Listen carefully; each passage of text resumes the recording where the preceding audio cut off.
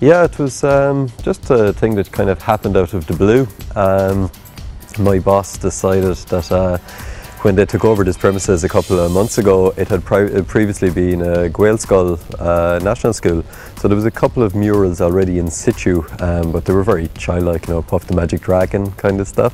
So while the kids around here, they come in and do the homework club or the straw, Fergal knew that I had an interest in street art, so he just asked me would I be able to arrange something. So I suppose I kind of shot for the stars and asked one of the most famous street artists in the world. He's a guy that goes by the pseudonym Phlegm. Like most street artists, they like to keep their personal identity separate from their artistic street work. He'd be regarded as one of the top 10 street artists currently in the world at the moment. There's two pieces here in Bantry, but there'll be two particularly large pieces. I think after he left, he was absolutely just besotted with this one in particular. He kind of, when he arrived first, he had a few sketches done. He doesn't work off sketches per se, so he just had a look at the walls. It's off the walls that he works from, and then he walked around the town, a bit like today. It was market day in Bantry, so he got a kind of a feel for the place. He saw how important fish was, like every restaurant seemed to be, it was selling fish they were, and he just kind of, he has this team of characters that go out throughout his art.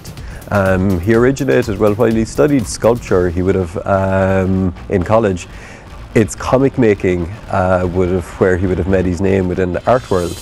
And he created these characters that go kind of thematically throughout all his work. They're very industrious people that are always working and doing something. They're always foraging or hunting or being godlike creatures. They kind of morphed from kind of a monk type character, so being in Bantry close to Skellig Faheel and St. Brendan on the Square, they're kind of quite apt to be here. But you can see in all the pieces, like they're always endeavouring to do something. The salmon piece, he actually, we would put the name of the salmon piece on it. He never names these pieces. He just lets people decide what they want them to be for themselves.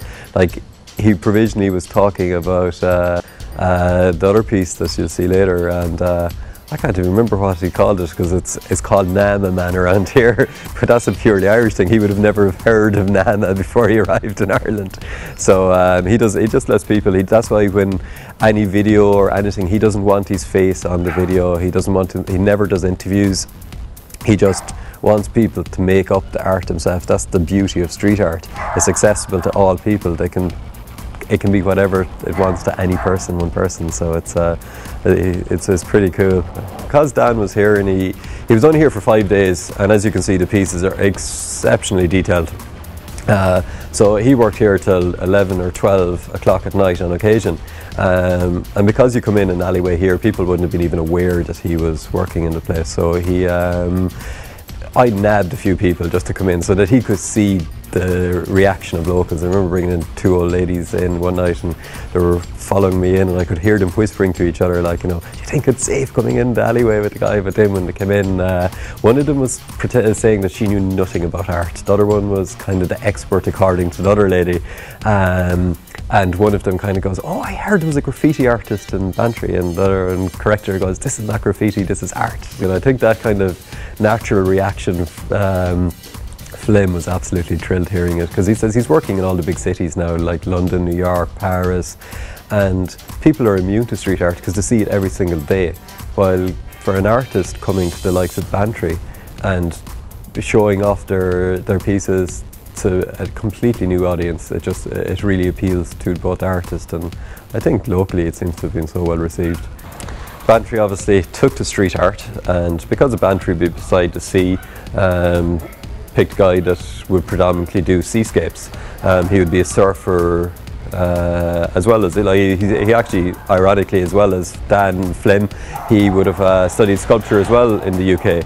So it's interesting that they both come from a sculptural background, and you probably can see it in the pieces. They're quite sculptural in their makeup.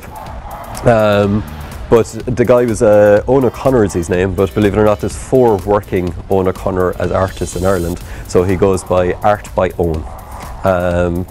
he does predominantly seascapes, as I said, and the eye piece that he did in Bantry was his first time moving away from the surfing type art. So it got a great reaction on the internet. So he's particularly pleased, and I say it's an avenue that he'll explore a bit more. Pretty good for Bantry.